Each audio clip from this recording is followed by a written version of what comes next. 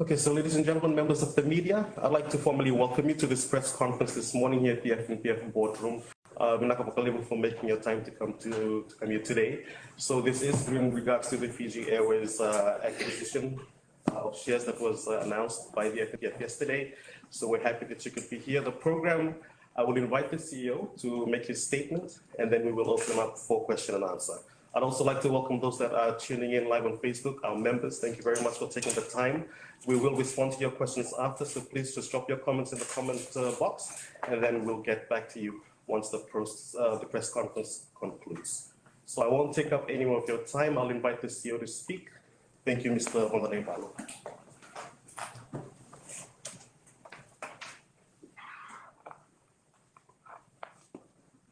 Good morning, media colleagues. It has been a long weekend, and I'm glad that we could make it this morning. I hope by the conclusion of this news conference, you will have a better understanding of why the fund sorted this equity transaction with Fiji Airways. As I have stated yesterday, the Fiji National Provident Fund has invested 93.1 million in Fiji Airways for a 30.2% stake. These shares were acquired following a new capital raising by Fiji Airways. It is not, let me repeat, it is not a debt to equity swap of the commercial loan that the airline took from FNPF several years ago. That loan continued to run its full term with conditions being followed to the letter, while this is a new capital injection into our national carrier. In addition to the hotel that FNPF currently owns, this is part of a larger effort to capture the travel component of the tourist value chain. The Fiji Airways has been in our list of potential equity investment, and we recognize this as an opportunity and also believe that our investment will be fully recovered. The Fiji Airways serves as a gateway to Fiji and is a vital national asset. Apart from the obvious tourist synergies, it offers a strong return potential in terms of both interest income, dividend income, and also capital appreciation. The Fiji Airways also facilitate additional investment options such as medical tourism, aged care, our commercial agriculture operation for export, while also collaborating with our FNPF considerable hotel network. We are enthusiastic about this collaboration and all it has to offer. Our members have received 92 million in interest from our financial deal with Fiji Airways today, that I'm referring to the landing that we currently hold. Now that we hold shares, our members will benefit from the airline profit in this post-pandemic expansion period. This investment is not something that we did overnight. It took us 10 months to negotiate. Neither was it forced on us, as claimed by some. Rather, this investment is a result of a due diligence process that began in September of last year, conducted by renowned local and international consultant with considerable expertise on the aviation sector. These include expert in valuation, acquisition advising, financial, tax due diligence, legal, aviation technical due diligence, and also was a peer review by an independent specialist. The team led by the ANZ corporate advisor in Australia include IBA, one of the world top aviation advisor, Norton White, a pioneer in transport law, McGregor, Nicole, Hall and Wilcox, Howard Lawyers, and also Maloney Advisory, all of which are leaders in their discipline. We are certain that our members will benefit from the airline return in this post-pandemic boom cycle. Other shareholders in Fiji Airways in addition to the Fiji Government, FNPF, Qantas, Unit Trust of Fiji and New Zealand and other Pacific Island governments. FNPF has a history of producing strong return, which means we make sound investment and continually pay a good interest rate to our members. The fund is the only locally financial institution that has been able to pay 5% or high interest rate during the pandemic. After the board established a 6% crediting interest rate for members for the financial year ending 9 days ago, the fund credited a total of 371 million to over 392 members' accounts. In closing, I want to reassure our members that FNPF board and management take seriously our role as trustee and custodian of members' funds. This is not something we take lightly. We have a fiduciary duty to protect our members' fund by ensuring that decisions are made in their best interest all the time and every time. This investment is part of our long-term investment strategy to generate great return for our member in the many years to come. As a solo superannuation fund and a long-term investor, FNPF will continue to show dedication in our effort to support our return to economic normalcy and growth. Once again, thank you for being here today. Vinaka. So Vinaka CEO, for your statement. Now, just as we settle CEO's chair, we will circulate his statement afterwards to you guys, so you have a copy with you. You can also send us questions after this press conference. So I guess we'll start with that question and answer. We'll open it up to the floor. Please just state your name, which media house you're from, and ask your question away.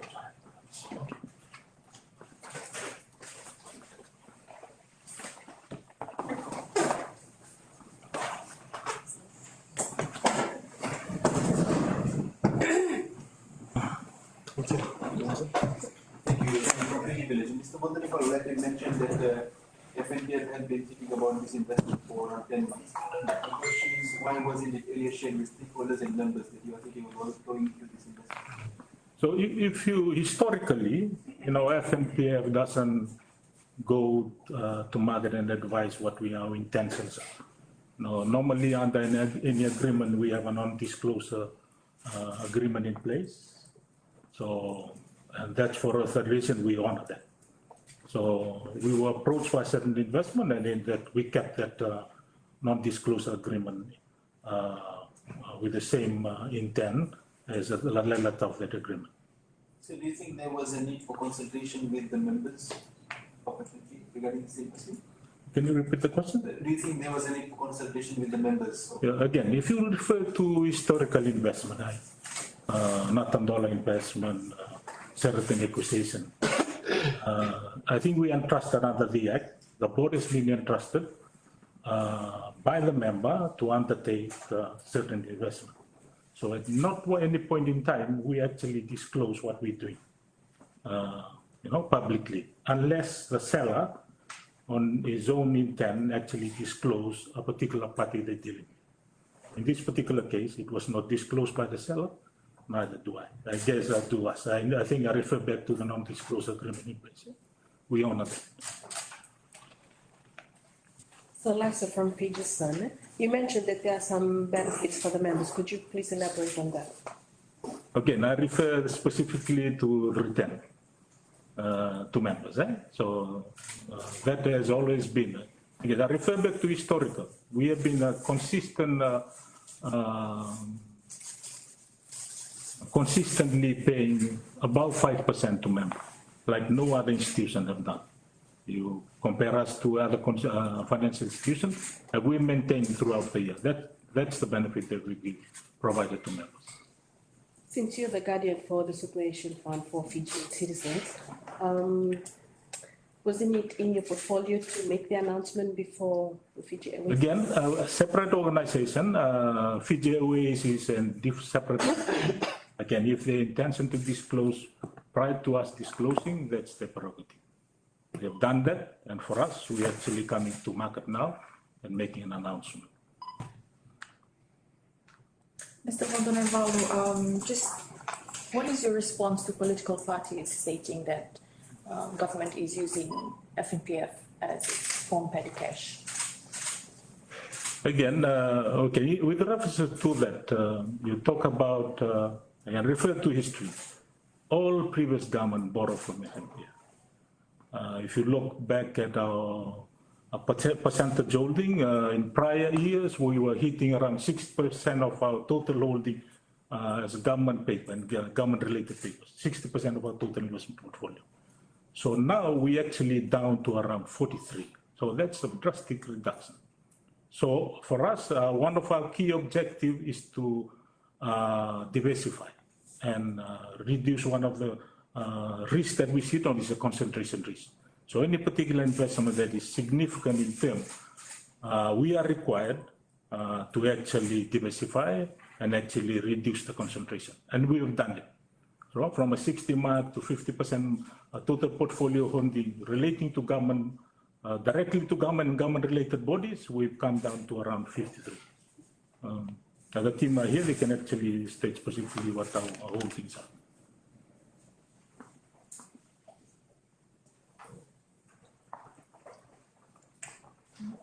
Sir, Vanshika Kumar from the Fiji Times.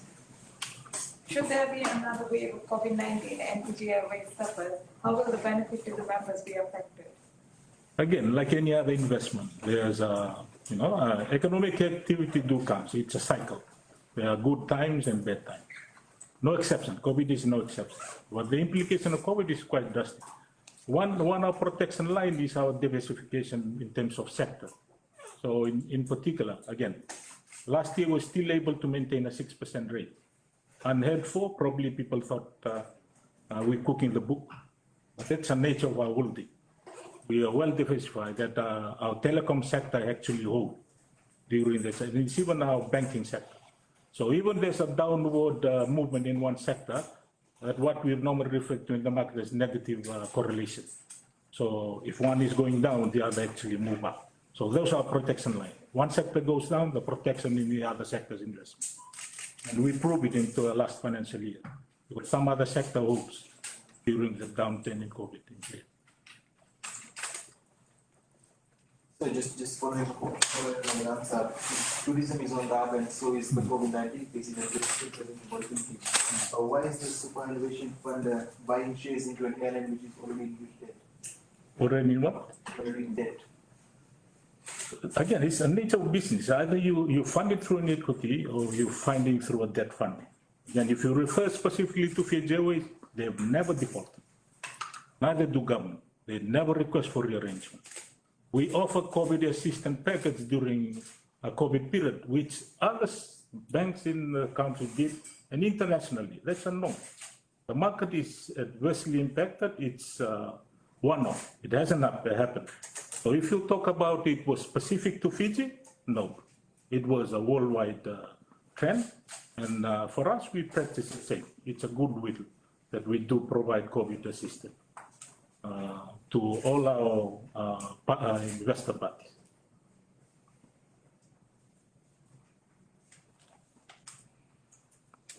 Mr. Vodonaivalu, Dennis here from here representing Alan's business. You said the percentage of investment in government securities has fallen from 60% to 40%. Like, is that in terms of your the actual investment or? Okay, in terms of value, it's actually increased, but in terms of a percentage of our total investment, our total investment portfolio is sitting at around 8.2 billion. 8.5 billion. 8.5 billion. So proportion in terms of that total, which is what I'm referring to, in terms of dollar value, it's up from previously, but in terms of percentage of our total investment, it's actually gone down. How difficult has it been to look for investment in this climate? again, it's a challenge for us. You know, again, Fiji Airways was one of the sectors that we've been in our radar for quite a significant period. And when it came, it was a blessing for us. That's a sector. Again, I refer to value chains. So our intention is to control the cycle, right from airlift to our hotel. So if you don't believe in airline, then you can't believe in hotel. And it's a key contribution to our GDP. That's a norm. And we practice as such. We invest according to GDP sector also. Your total exposure to Fiji Airways? The total exposure is 3.9% inclusive of equity. It's Fiji Total Airways debt, yeah, total debt and equity investment. of, So it's around, yes, about 3.9. So again, I refer to our diversified holding. So if one sector goes down, negatively correlated sector will provide the protection. how much of that 3% was from the Fiji Airways purchase? Which is 93, It's all 3%. yeah, inclusive. Oh. So 93 equity holding and debt. So total is 3.9% of our total portfolio. Again, it's not a significant holding for us. Decision to buy, purchase outright, which means you're forking out $20 million. Yeah. Instead of just, just converting some loans into equity. Yeah, we already earning income on that. We want to be partakers owner. So the difference between that holding, you are not an owner. So you can influence policy, you can influence direction, or there's covenant within the loan agreement. But our intention will also sit on the table and make decisions. Now we're there. We are 30% older. Again, it's not only us, it's the whole member. All the members are actually part. We are just represented as a trustee. And we are certain, we've gone through the diligence process. I said it took us 9 months to reach a decision. It was not an easy one. There was a lot of discussion. Even in some, deal was off. Seems that it was off. No negotiation, but we negotiate back until we settle. Again, from their side, they will try to negotiate to their terms. From our end, we are trying to cover our risk factors. And we've done, I think we've done. We come to a concession and agreement, then we do the settlement. We reach a concession, then we make that settlement. So you are buying shares from government or? No, it's a new share. So that money goes to Fiji Airways, not to government. So they issued some more shares recently, or was it the last year's? Last year, which is, refer to our financial year, it's last year. Yeah, that was the issue last year. New right issue. Right issue is a share to existing shareholders. The one that government exercised its right. Yes, that's the one. So you bought those shares? No, not the government one. We bought the one that actually didn't take up their right under the right issue. That's the one we acquire. Government exercised theirs, a number of existing shareholders didn't. So that market, they will approach the market for willing intended buyers. So Fiji Airways Air Pacific shows interest. So we're assuming it's Qantas and the other small ones? Yes. Yes. So all again, Qantas have his own problem, no? And you know very well that New Zealand pumped in $1 billion to actually float their airline. Qantas actually did the same to the airline. So all the 30% is, none of it is government's new share? No. It's all the rest? Yeah. Just to clarify, it's new shares that were not taken up by the existing shareholders. It was offered to those that are not shareholders that are currently.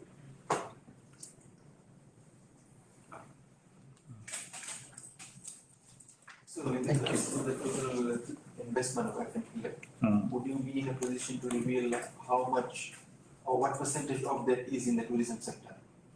Tourism sector without airport is around 8%, or 8 or 9. 8%.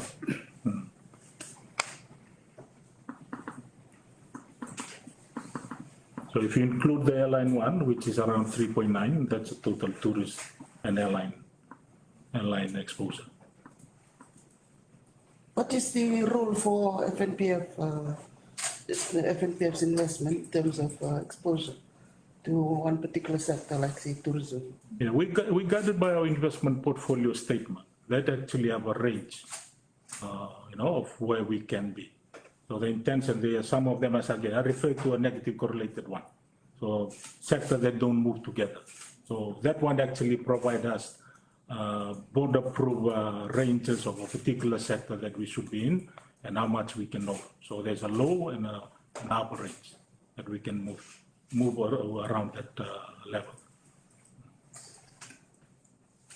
So from this investment that you just made, how much are you expecting as return for, let's say, this financial? Significant, quite. Again, part of the negotiation of the term, we some of our commercial lending loan, they've increased the rates, interest rate for some of existing loan. Part of the negotiation. Payment the interest on. Yes, yes. So then, apart from that, in equity holding, that you can have shares to the profit. So when you are a debt holder, you are specify a specific rate of return. On an equity holding, any profit that are made after the debt final payment can be distributed to member. And again, we negotiated dividend policy as part of our negotiation. Which is what's your dividend policy? What's that again? The dividend policy you negotiated with them? Yes, yes. Part of the negotiation before we acquire some of the condition of our acquisition. So as of right now, what is the total government borrowing in FNPF? I think I referred to that 93 in total as part of total portfolio. So of 42 by 30th June 2022, 42% of our holding. So we've got a total portfolio holding of 8.6 based on the 30th June numbers. Yeah? Again, I refer to historically, at the highest we were around 60. So it have drastically come down to where we are now, 2%. And then was one of our strategic intent, moving away from a fixed income portfolio to more growth investment, which is shares. So there's potential for an up movement if actually there's profitability. What about your offshore investments? Overseas now the shares are going down, problems in the stock market. Yeah, not much impact, because our holding is main on infrastructure holding. Again, we told well during the COVID period. So when it started off, there was a dip in the price, but it's recovered well, totally recovered during that period. So we are not impacted based on our financial numbers at the financial year.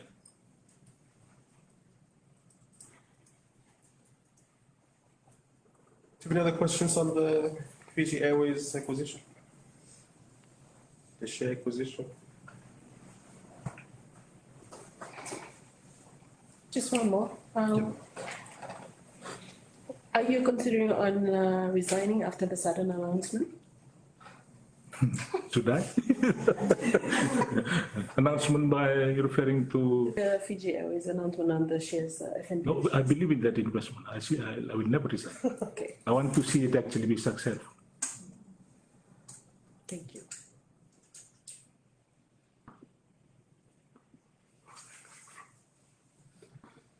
Any other? Again, that investment was considered on its own merit, as I refer. Well, sir, apart from FNPF bid for the shares that were taken up last year, Yeah. that you bought. Yeah. Only FNPF was. You have to ask. You have to push that question to the Fiji Airways, not to us.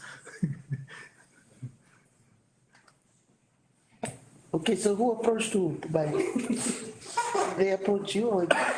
We were aware that there was a right issue, and again, as I mentioned, we already there.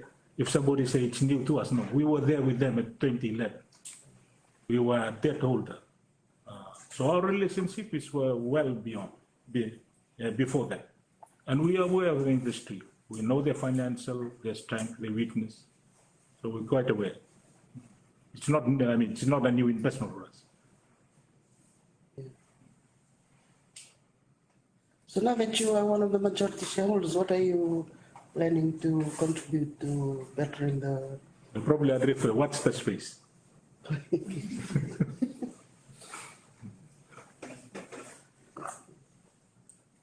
Do we have any other questions? So just before I invite, no other questions? Okay, before I invite CEO for his closing remarks, I hope it's been a fruitful session for everyone. Huh? You know, it's really important that we got you guys into the room just to provide this clarity to our members that are out there and the much needed assurance that the CEO has given. So we do look forward to your support. We will circulate CEO statement to all of you. And then if you have any further questions, then let myself or Amelia know. Okay. So CEO, your closing remarks, please, and we will end. Yeah, again, probably what I can only mention, if you refer back to our declaration of interest to member, it has been consistent. So it's a reflection of our investment holding. So, even to select an investment, we go through the process, and it's quite not an easy one. So we go through select identification, then we go through the assessment, then we do the selection, then we make sure that actually match, that we're within the range. And I think we've done it successfully throughout the year. And again, during the COVID period, 2019, 2020, 2021, we were consistent in paying return that even no other financial institution in the country is able to do. So that's the proof that the process we follow and our selection of our investment portfolio prove that we have done the right thing. And again, I refer to, we are here for the members, and our mandate is reference to FNPF Act, objective is stated in section 2. Our intention is to ensure that retirees have sufficient funds and income during retirement. And that's our duty. That's why when we're receiving funds from the member, we invest. We need to invest. We can't be putting that money idly with the banks. If we put in the bank, we receive, the rate has gone down even to 1%. Imagine if somebody telling us, don't invest, keep it in the bank. We will never be able to actually reach this rate. So we've done it because we've invested. That's our duty. That's required under the law that we do. So we can't be sitting idle. If we're doing so, then we are not achieving our objective.